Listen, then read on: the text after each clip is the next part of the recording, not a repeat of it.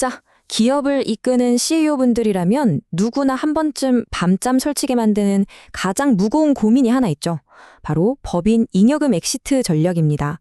오늘 이 시간에는요, 당장 코앞으로 다가온 2026년 개정 세법을 완벽하게 대비해서 우리 회사의 막대한 자금을 가장 안전하고 합법적으로 개인화하는 비법을 파헤쳐 보려고 합니다. 오늘 다루는 이 구조만 확실히 이해하셔도 세금의 늪에서 완벽하게 벗어나실 수 있을 겁니다. 50%. 네, 맞습니다. 절반이에요.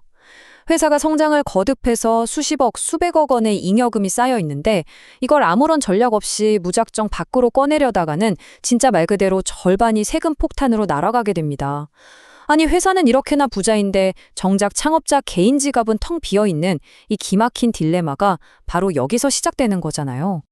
그래서 구체적인 스킬에 들어가기 전에 우리가 반드시 장착해야 할 근본적인 해결책부터 짚고 넘어갈게요. 바로 절세의 3대 분산 원칙입니다. 이 세 가지는 정말 외워두셔야 합니다. 첫째는 시간의 분산이에요. 10년마다 돌아오는 배우자 6억 원 비거세 증여 같은 티켓, 이런 건 매년 정말 적극적으로 써주셔야 되거든요. 둘째는 세목의 분산, 즉 가장 유리한 세금의 종류를 똑똑하게 고르는 겁니다. 그리고 마지막 셋째가 소득 귀속자의 분산인데요.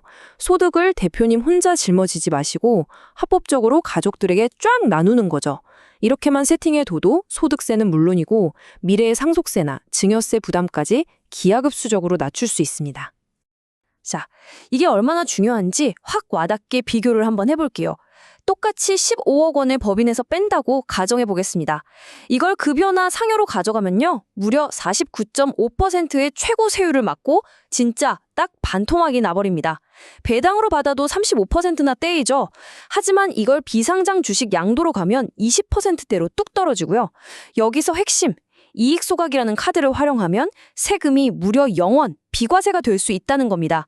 결국 어떤 세목을 선택하느냐에 따라 내 통장에 꽂히는 현금 단위가 수억 원씩 차이가 나는 거예요. 그럼 많이들 기다리셨을 텐데요. 합법적으로 세금 없이 잉여금을 뺄 수 있는 세금 영원 출구 전략 3가지, 그 실전 실행 가이드로 바로 들어가 보겠습니다. 첫 번째 전략은 바로 방금 언급한 이익 소각입니다. 이게 어떻게 돌아가냐면요. 일단 1단계로 배우자의 6억 원 비과세 한도를 꽉 채워서 주식을 넘겨줍니다. 그러면 2단계에서 어떤 일이 벌어지냐? 과거 액면가 수준으로 낮았던 주식의 취득가액이 현재 시가인 6억 원으로 합법적으로 확 점프를 합니다. 자, 이제 마지막 3단계. 법인이 이 주식을 똑같이 6억 원에 다시 사들여서 소각해버리는 거예요. 처분가랑 취득가가 같잖아요? 양도 차익이 제로니까 낼 세금도 0원이 되는 진짜 완벽한 구조인 거죠.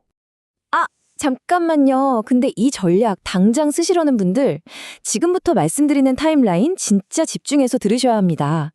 2025년부터는요, 증여받고 나서 무조건 1년을 꾹 보유하고 있어야만 취득가 상승을 인정해줍니다. 거기에다가 2026년 3월부터는 법인이 사들인 주식을 무조건 1년 이내에 의무적으로 소각해야만 하거든요. 만약에 이 빡빡해진 타임라인을 놓친다? 비과세 혜택 싹 다 날아가고 세금 수억 원을 그대로 토해내셔야 합니다. 엄청나게 중요한 포인트죠. 자, 두 번째 전략은 자본준비금 감액 배당입니다. 이름이 조금 복잡하죠?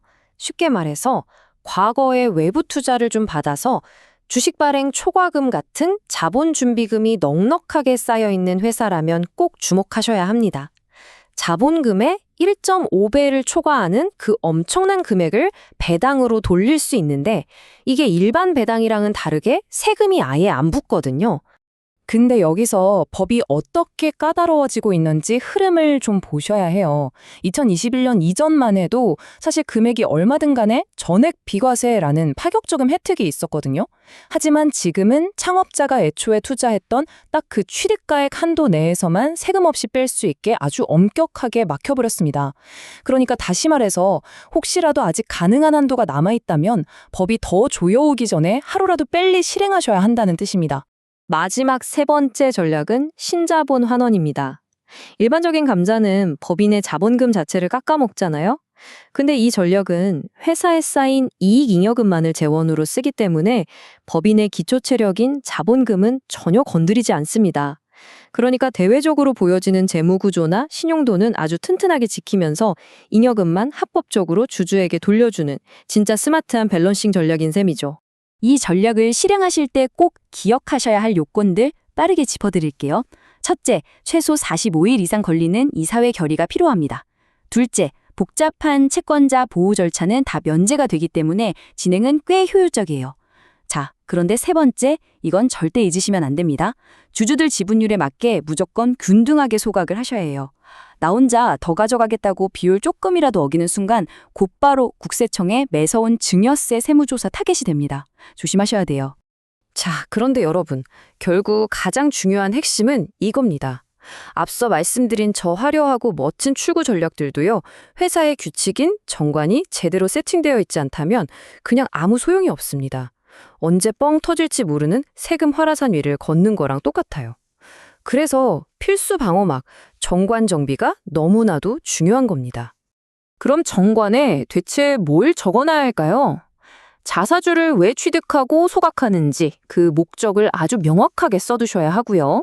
중간 배당 규정, 임원의 보수 한도랑 퇴직금 계산법, 그리고 상환우선주 발행을 위한 종류주색 조항까지 싹 다 꼼꼼하게 들어가 있어야 합니다.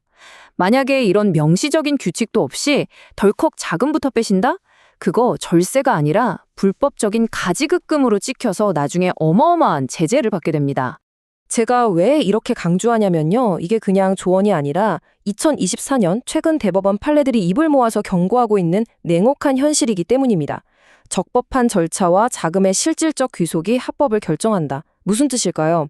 서류상으로만 그럴싸하게 증여하고 소각을 거친 다음에 결국 그 돈이 다시 대표님 개인 계좌로 쓱 돌아가는 그런 쇼는 절대 용납되지 않는다는 겁니다.